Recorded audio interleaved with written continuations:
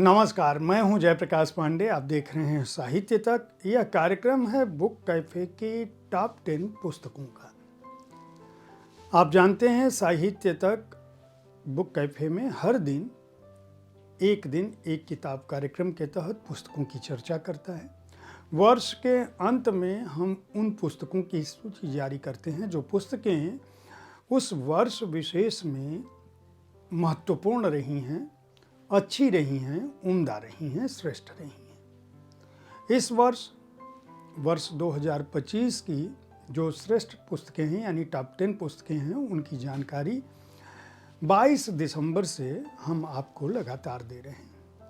आज साहित्य तक बुक कैफे टॉप 10 में जीवनी, संस्मरण और डायरी विधा की पुस्तकों की जगह है। उन पुस्तकों के बारे में मैं बताऊंगा आज आपको कि इस विधा में किन पुस्तकों ने टॉप 10 में अपनी जगह बनाई। मैं यह भी स्पष्ट कर दूं कि यह किसी भी रूप में क्रमवार कोई रैंकिंग नहीं है, कोई श्रेणी नहीं है, बल्कि सभी 10 पुस्तकें इतनी महत्वपूर्ण हैं जो आपको पढ़नी चाहिए। तो आत्मकथा, संस्मरण और डायरी श्रेणी में जो 10 पुस्तकें चुनी गई हैं साहित्य तक बुक कैफे टॉप 10 में, उनमें पहली पुस्तक है यूं गुजरी है अब तलक। सीमा कपूर की यह आत्मकथा है, उनका संस्मरण है। हिंदी सिनेमा की प्रसिद्ध निर्माता, निर्देशक, लेखिका सीमा कपूर इस कथा में एक समूचे दौर की बानगी रखती हैं। इसमें पारसी थिएटर से लेकर वर्तमान फिल्म इंडस्ट्री का सुनहरा दौर सब कुछ दर्ज है। इसमें मदन लाल कपूर, अन्नू कपूर और रंजीत कपूर जैसे कलाकार, उनके परिवार की सांस्कृतिक विरासत, ओमपुरी के जीवन के अनसुने किस्से, सब कुछ शामिल है। लेकिन सबसे बड़ी बात यह है कि सीमा कपूर ने इस कथा को साधारण व्यक्ति के रूप में चुना है और यह कहा है कि मेरी पूरी जिंदगी झंझावातों से लड़ते बीत जाएगी और एक साधारण साथ ही साथ अति असाधारण दोनों तरह का जीवन मैंने जिया। इस आत्मकथा में उपेक्षित, वंचित स्त्री पुरुष, साधारण लोगों के जिंदगियों की दुर्लभ कहानियाँ, साथ ही साथ कुछ असाधारण लोगों के किस्से, यहाँ तक कि ओमपुरी के साथ उनके जो संबंध हैं, उन सबको बेबाकी से, जिस बेलौसपने से उन्होंने याद किया है, वह इस आत्मकथा को महत्वपूर्ण बना देता है। विशेष बात यह भी कि इस आत्मकथा की भाषा शैली अद्भुत है, इसका प्रवाह अद्भुत है। यह अगर सीमा कपूर द्वारा लिखी गई न भी होती तो भी यह कृति अपनी लेखन के चलते, अपनी भाषा के चलते, उस प्रवाह और शिल्प के चलते हिंदी की सर्वश्रेष्ठ आत्मकथाओं में से एक बन सकती थी। सीमा कपूर को और इस आत्मकथा के प्रकाशक राजकमल प्रकाशन को इस सूची में जगह बनाने के लिए बहुत बहुत बधाई और शुभकामनाएं। साहित्य तक बुक कैफे टॉप 10 जीवनी, संस्मरण और डायरी श्रृंखला की अगली जो पुस्तक है उसका नाम है चंदन की बाड़। मालिनी अवस्थी उसकी रचनाकार है। मालिनी अवस्थी लोक धुनों की एक ऐसी गायिका हैं जिनकी स्मृति कथाओं में भारत के ग्राम्य जीवन का लोक झांकता है। उन्होंने अपनी इस किताब में उस लोक जीवन को, उन लोक गीतों को और अपनी ज़िंदगी में आए उन तमाम किरदारों को दर्ज किया है जिन्होंने मालिनी अवस्थी की निर्मित में अपना योगदान किया था। वे अपनी इस आत्मकथा में कुछ बहुत मार्मिक, कुछ बहुत करुण, अभावों से जर्जरित लेकिन अदम्य साहस और कर्तव्य निष्ठा के साथ साथ लोक मंगल की भावना से पूरित पूर्वजों और पूर्वजाओं को भी याद करती हैं। उनका कहना है कि इस आत्मकथा के भीतर जब आप प्रवेश करें तो चंदन किवाड़ खोलकर ही प्रवेश करें। क्यों? क्योंकि यह एक पुस्तक नहीं बल्कि मेरे मन का प्रवाह है। इसमें उनकी दादी, उनकी नानी, उनके बचपन की संग साथी और लोक में व्याप्त वो परंपराएं, ऐसे गुरु भी शामिल हैं जो मुस्लिम होते हुए, इस्लामिक परंपरा के होते हुए भी जिन्होंने अपनी शिक्षाओं से मालिनी को गढ़ा। इस लोक स्वरा ने अपने आख्यानों के शीर्षक लोक से उठाए हैं, लोकगीतों से उठाए हैं, जिनमें भारत का ग्राम्य जीवन और असली भारत की धड़कन दिखाई देती है, सुनाई पड़ती है। इस पुस्तक के प्रकाशन है वाणी प्रकाशन। वाणी प्रकाशन और मालिनी अवस्थी को साहित्य तक बुक कैफे के टॉप 10 की इस सूची में जगह बनाने के लिए बहुत बहुत बधाई और शुभकामनाएं। साहित्य तक बुक कैफे टॉप 10 की आत्मकथा, संस्मरण और डायरी श्रृंखला की जो अगली पुस्तक है, जिसमें जीवनियाँ भी शामिल हैं, उसका नाम है रतन टाटा अ लाइफ। थॉमस मैथ्यू इसके रचनाकार हैं।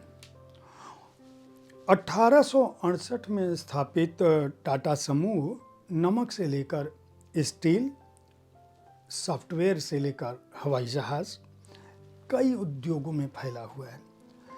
यह समूह गुणवत्ता और भरोसे का पर्याय है। 100 से अधिक देशों में टाटा समूह काम करता है और दुनिया भर के अरबों लोगों के जीवन को प्रभावित करता है। टाटा ब्रांड की यह जो सद्भावना और सम्मान है, उसके पीछे जिन व्यक्तियों का योगदान रहा है, निश्चित रूप से उसमें एक व्यक्ति जिसने 2 दशक से ज़्यादा समय तक इस समूह का नेतृत्व किया, उसका बड़ा हाथ था और उस व्यक्ति का नाम था रतन टाटा। एक नौसिखुए के रूप में शुरू करके टाटा समूह के चेयरमैन बनने तक रतन टाटा ने वैश्विक अधिग्रहणों और कई बार गंभीर चुनौतियों का भी सामना किया। उन्होंने स्वतंत्र भारत के औद्योगिक परिदृश्य को बदलने में बड़ी भूमिका निभाई। यह जीवनी उत्साही युवा, एकाकी बचपन, समूह की बड़ी नौकरी, टाटा सन्स का अध्यक्ष बनने, टाटा समूह द्वारा परोपकारी उद्यम टाटा ट्रस्ट के प्रमुख के रूप में उनकी भूमिका को, रतन टाटा के साक्षात्कार, उनके परिवार, उनके मित्र, उनके पूर्व सहकर्मियों और व्यापारिक सहयोगियों द्वारा सैकड़ों घंटे के साक्षात्कार पर आधारित है और कई अज्ञात तथ्यों को, उपाख्यानों को बताती है। इस पुस्तक का प्रकाशन हार्पर कॉलिंस ने किया है। हार्पर कॉलिंस और लेखक थॉमस मैथ्यू को साहित्य तक बुक कैफे टॉप 10 की इस सूची में जगह बनाने के लिए बहुत बहुत बधाई और शुभकामनाएं। साहित्य तक बुक कैफे टॉप 10 की वर्ष 2025 की आत्मकथा, जीवनी, संस्मरण और डायरी श्रृंखला की जो अगली पुस्तक है, उसका नाम है अबोली की डायरी। जो भी शर्मा इसके रचनाकार हैं। डायरी की शक्ल में जो भी शर्मा ने न केवल अपना दिल इस डायरी में उड़ेल दिया है, बल्कि दर्द, करुणा और संवेदना का वह वितान वो रचती हैं जिसे पढ़ते हुए मनुष्य रोने लगता है।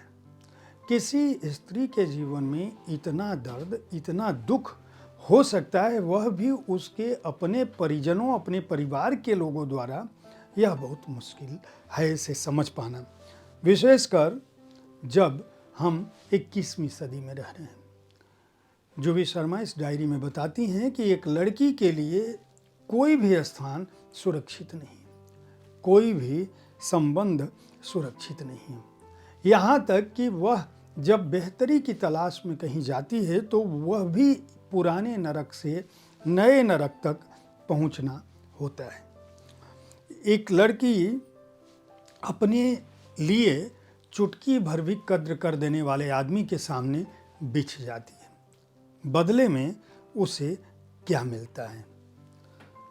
लेखिका कहती है कि मिट्टी की देह से बना मनुष्य जब पश्चाताप की अग्नि में झुलसता है तो उसके कर्म की स्वीकारोक्ति के मार्ग भी स्वयं प्रशस्त हो जाते हैं।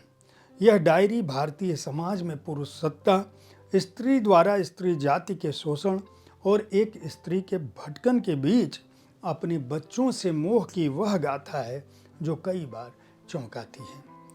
इस डायरी के प्रकाशक हैं सेतु प्रकाशन। जुबी शर्मा और सेतु प्रकाशन को इस पुस्तक के प्रकाशन के लिए और इस सूची में स्थान बनाने के लिए बहुत बहुत बधाई और शुभकामनाएं। साहित्य तक बुक कैफे टॉप 10 के डायरी संस्मरण जीवनी आत्मकथा श्रेणी की जो अगली पुस्तक है उसका नाम है a man for all seasons, the life of K M. Padikkar. Narayani Basu इसकी रचनाकार हैं। के.एम. पडिक्कर बहुआयामी प्रतिभा के धनी, व्यक्तित्व के धनी व्यक्ति थे और वह स्वतंत्र भारत के ऐसे पहले पब्लिक इंटेलेक्चुअल्स में शुमार होते हैं जिन्होंने औपनिवेशिक भारत और स्वतंत्र भारत दोनों के इतिहास पर अपनी छाप छोड़ी। वे रियासतों के संवैधानिक सुधारों से लेकर भारत के जो मौजूदा संघीय ढांचा है भारत का, उसके मजबूत समर्थक थे। उन्हें भारत की समुद्री नीति के निर्धारकों में भी एक समझा जाता है। धर्मनिरपेक्ष होते हुए भी उनका यह मानना था कि भारत के लिए एक हिंदू संस्कृति जरूरी है क्योंकि इसी ने देश को एक साथ संजो रखा है। वे गांधी के दूत थे और हिंदुस्तान टाइम्स के संस्थापक भी थे। वे स्वतंत्र भारत के सबसे पहले और सबसे विवादित राजदूतों में से भी एक थे। नेशनलिस्ट चीन और पीपल्स रिपब्लिक ऑफ चाइना में उन्होंने भारत की नुमाइंदगी की थी। CIA ही नहीं बल्कि भारत के विदेश मंत्रालय में भी उनके दुश्मनों की कमी नहीं थी। ब्रिटिश राज से लेकर संविधान सभा, 2 विश्व युद्ध, शीत युद्ध के दौरान भारत की नीति, पडिक्कर हर स्थिति में पंडित जवाहरलाल नेहरू और भारत के सबसे विश्वस्त व्यक्ति थे, भरोसेमंद व्यक्ति थे। यह जीवनी बताती है कि भारतीय पहचान, राष्ट्रवाद, इतिहास और विदेश नीति पर के.एम. पडिक्कर का जो प्रभाव था वह 7 दशक बाद भी उतना ही प्रासंगिक है।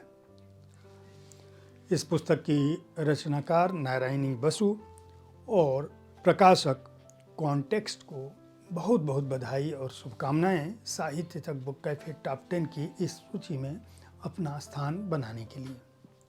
साहित्य तक बुक कैफे टॉप 10 की डायरी आत्मकथा संस्मरण और जीवनी श्रृंखला की जो अगली पुस्तक है उसका नाम है सूफी वैज्ञानिक। इसके रचनाकार हैं मेहरवान। जगदीश चंद्र बोस यानी JC बोस को भारत में आधुनिक विज्ञान का जनक माना जाता है। कैम्ब्रिज यूनिवर्सिटी इंग्लैंड से भौतिकी की पढ़ाई करने के बाद भी बोस ने शोध कार्य के लिए अपने देश यानी भारत को चुना। अत्यधिक प्रतिरोध के बावजूद उन्होंने अपनी प्रयोगशाला को स्थानांतरित करने के लिए पश्चिम से मिले कई आकर्षक प्रस्तावों को अस्वीकार कर दिया था। बोस एक सही मायनों में सच्चे राष्ट्रवादी थे। उन्होंने भारत में आधुनिक विज्ञान और प्रौद्योगिकी के लिए वह मंच तैयार किया जहां आज भारत का विज्ञान जगत खड़ा है। अपने जीवन काल में उन्हें कम से कम 2 बार नोबेल पुरस्कार में नामांकित किया गया और वह नोबेल पुरस्कार जीतने के सर्वाधिक करीब थे। उनके कई छात्रों को वैज्ञानिक योगदान के लिए नोबेल पुरस्कार मिल चुका है। बोस के वैज्ञानिक शोध का विस्तार माइक्रोवेव से लेकर पादप विज्ञान तक था। वह अमेरिकी पेटेंट प्राप्त करने वाले पहले भारतीय ही नहीं बल्कि पहले एशियाई भी थे। उनकी खोज उन्हें भारत के दूसरे वैज्ञानिकों से अलग खड़ा करती है। बोस के जीवन के बारे में यह कम लोगों को पता होगा कि उन्होंने भारतीय भाषाओं की पहली साइंस फिक्शन भी लिखी थी, साइंस फिक्शन कहानी भी लिखी थी, और वैज्ञानिक और प्राध्यापक होकर भी उन्होंने लेखन को भी अपनाया था। जेसी बोस की इस जीवनी के लिए इसके लेखक मेहरबान और प्रकाशक पेंगुइन स्वदेश को बहुत बहुत बधाई और शुभकामनाएं कि उन्होंने साहित्य तक बुक कैफे टॉप 10 में अपनी जगह बनाई और इतनी बेहतरीन पुस्तक लिखी। साहित्य तक बुक कैफे टॉप 10 के जीवनी संस्मरण आत्मकथा और डायरी श्रृंखला की जो अगली पुस्तक है उसका नाम है क्रांति पथ का पथिक, दास्तान भगत सिंह की। इसके लेखक हैं प्रदीप गर्ग। प्रदीप गर्ग का कहना है कि भगत सिंह के दुर्धर्ष क्रांतिकारी स्वरूप, उनकी महान देशभक्ति और शहीद आजम की उनकी छवि के चलते जो भगत सिंह जी के दूसरे व्यक्तित्व के पहलू थे वह कहीं न कहीं दब जाते हैं। लेकिन लोगों को यह समझना चाहिए कि एक युवा जिसने 20s की उम्र में 30 होने से पहले 24 साल की उम्र में अपने लिए शहादत स्वीकार कर ली थी, उस युवा के भी कुछ सपने रहे होंगे, कुछ उम्मीदें रही होंगी, कुछ ख्याल रहे होंगे। उनकी भावनाएं क्या थी? क्या वे केवल क्रांतिकारी थे या क्रांतिकारी बनने से पहले भी उनके जीवन में कुछ था?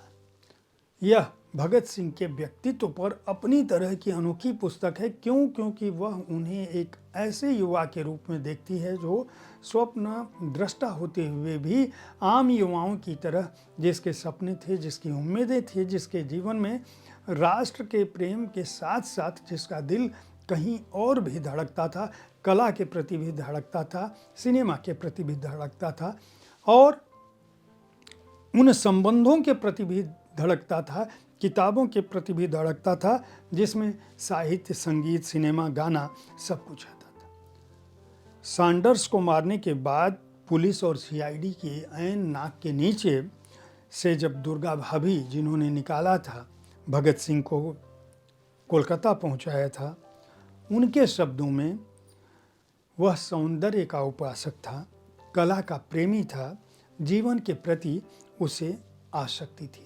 देश हित में फांसी के फंदे पर झूलने वाले इस महान क्रांतिकारी की जीवन को समग्रता में देखने की यह जो अनोखी कोशिश प्रदीप गर्ग ने की है, उसके लिए भी उन्हें बहुत बहुत साधुवाद और बधाई।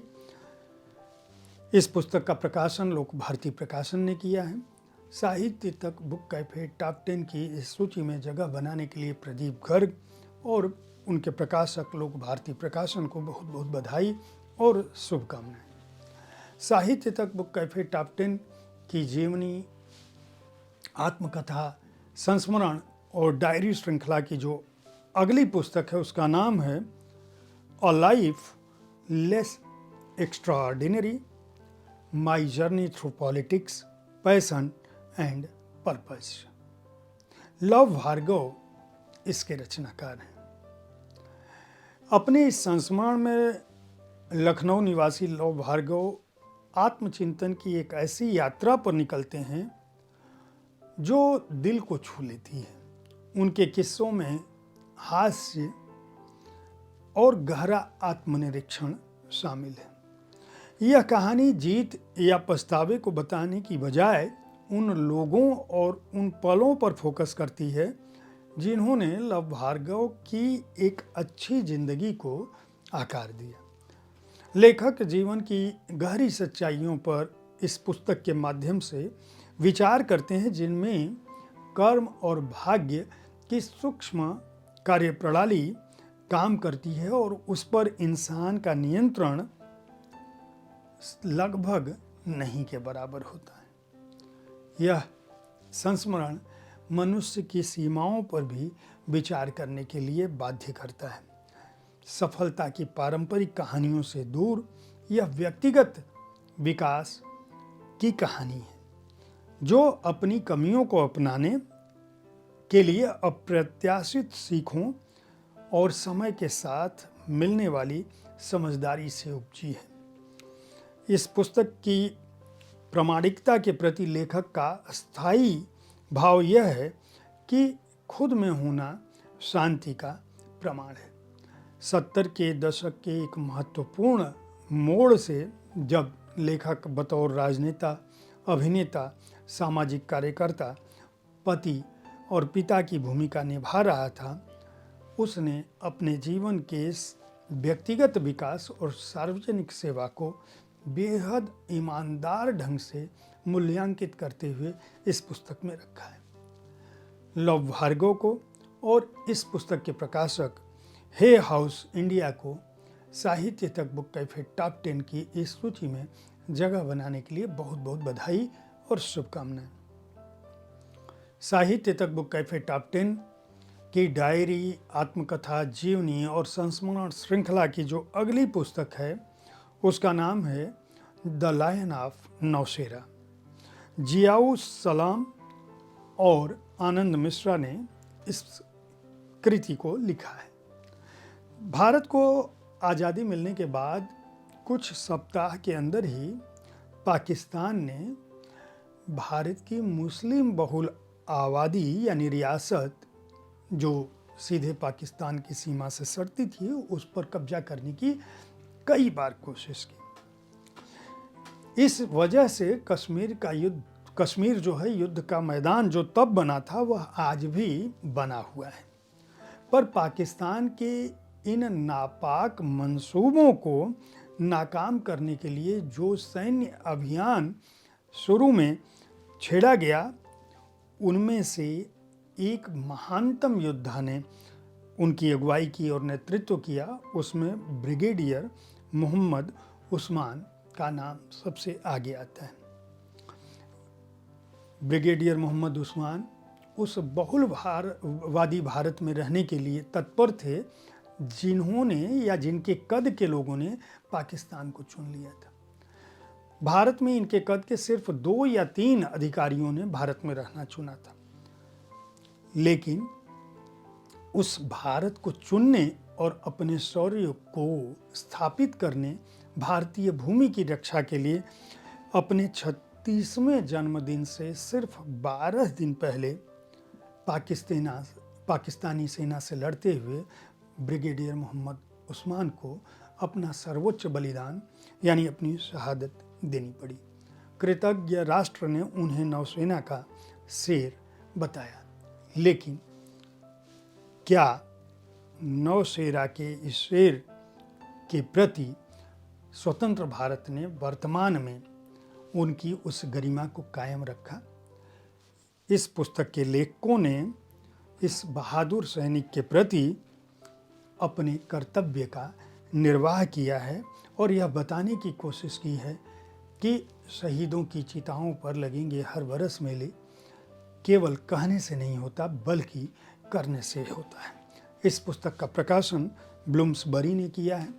प्रकाशक ब्लूम्सबरी और लेखक जियाउ सलाम और आनंद मिश्र को द लायन ऑफ नौशेरा के साहित्य तक बुक कैफे टॉप 10 की इस सूची में शामिल होने के लिए बहुत बहुत बधाई और शुभकामनाएं। और इस श्रृंखला की आखिरी पुस्तक यानी डायरी, संस्मरण, जीवनी और आत्मकथा श्रृंखला की साहित्य तक बुक कैफे टॉप 10 की जो आखिरी पुस्तक है उसका नाम है दास्तान-ए-हेमलता।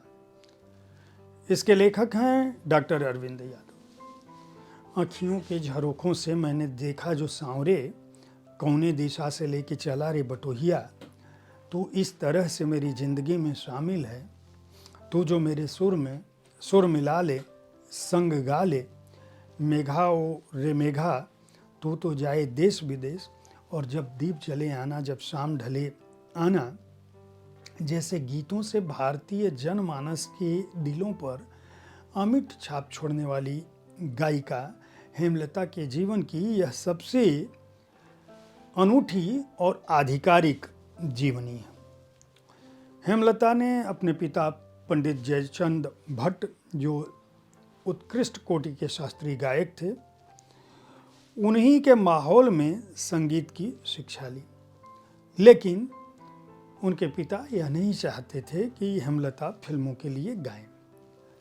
इन सब के बावजूद हेमलता किस तरह से रविंद्र जैन, उषा खन्ना, लक्ष्मीकांत प्यारेलाल, कल्याण जी आनंद जी जैसे दिग्गज संगीतकारों के साथ उन्होंने काम किया और अपनी मधुर आवाज़ से न केवल सिनेमा जगत को बदल दिया, बल्कि गायिका का जीवन संघर्ष, अनुशासन, जीत हार की इस अनूठी गाथा ने आध्यात्मिकता, मिलीजुली संस्कृति, पारिवारिक अलगाव, तनाव, व्यावसायिक प्रतिद्वंदिता जैसे आख्यानों को भी याद रखा।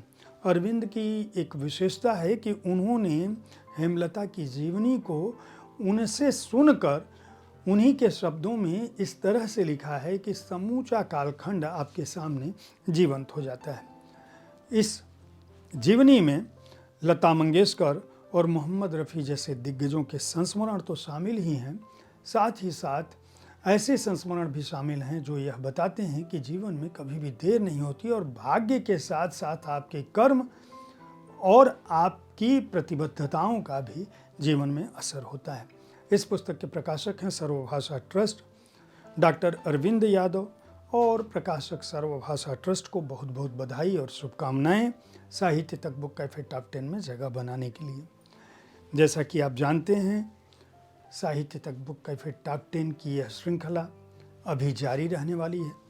कल फिर मैं किसी ऐसी ही सूची के साथ आपके पास उपस्थित होऊंगा। हमारी इस अभियान का, हमारे इस कार्यक्रम का सबसे बड़ा अगर कोई अंग है तो वह आप जैसे दर्शक हैं, वे पाठक हैं जो पुस्तकें खरीदते हैं, पढ़ते हैं। मेरा यह आपसे अनुरोध है कि आप हमारे कार्यक्रम को देखें, पुस्तकें खरीदते रहें और वर्ष 2026 में भी अपना प्यार हमारे साथ बनाए रखें। बहुत बहुत धन्यवाद।